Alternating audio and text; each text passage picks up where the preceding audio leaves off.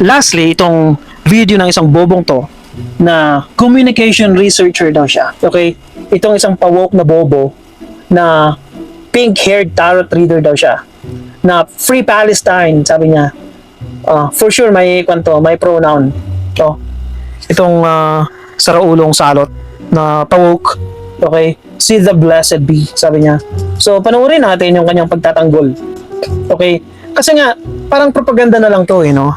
Okay, are you equating yung pagpunta ni Alyssa Alano at ni Maureen at kasama yung ibang recruits o matagal ng alleged NPA members kagaya nitong si Kuya, okay? Ito, for example, si Lyle Perholes na based on our research, nasa Amerika siya, namatay siya no? Isa siya sa mga namatay. Matagal na siyang kalyado ng LFS sa US, San Francisco. Okay, what is this guy doing in the Philippines? Kung hindi siya member ng NPA. Okay?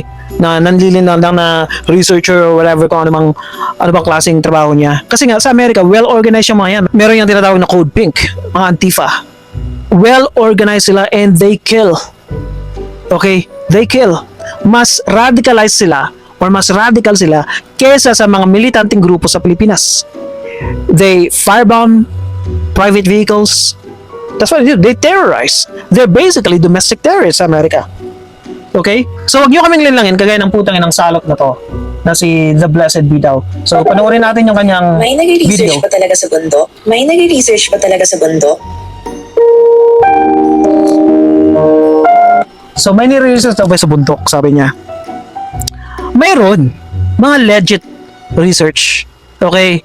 Mayroon. Kasi nag-research din kami. Nag-college din po kami at hindi kami bobo. Okay? Ngayon, ang tanong ko sa'yo, palot kang tawok ka. Ang tanong ko sa'yo, nakipagpustahan ako sa'yo actually, na ng 10,000. Kung ikaw nag-research ka sa bundok, I'm pretty sure may waiver ang parents mo. I'm pretty sure may mga paper trail yan. May documentation yan. Meron kayong approvals at alam yan ng university mo. At mismo ang UP, salot ka. The Blessed Be, nasalot, na pink-haired na salot. I'm pretty sure na alam ng university mo yan at sanctioned yan ng university mong ka. Pero, again, ano bang sinabi ng UP sa kanilang statement? It's not sanctioned by the university na mayroon daw, affiliation lang daw si Maureen at si Alyssa Alano sa isang organization.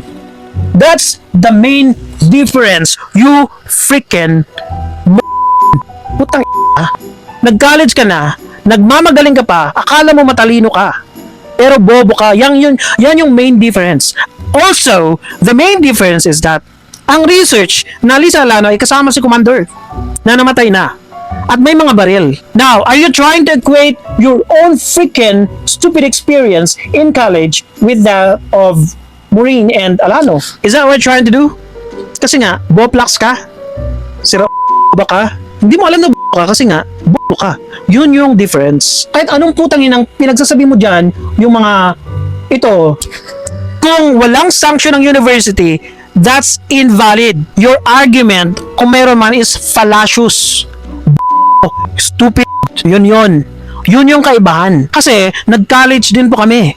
Pag pumupunta kami sa mga outreach program o kung sa mga communities, katakot-takot na papel yung papa-aproban namin at meron pang waiver ang aming parents. And I'm pretty sure again, kang sakot ka na walang waiver ang parents mo rin kasi nga hindi nga sanctioned ng university. Mismong UP ang naglaglag sa mo. Sakot kang pawok ka. So yun lang. Naiblog na naman ako. Dapat nga kwanto medyo makalmang kwanto rant lang pero nakita ko yung pagmumukha mong pink-haired moron kang pawok ka and naiblog ako, di ba? Akala mo ang tali-talino mo pa. Ang dami mong nag-like sa'yo ng mga bobo, di ba?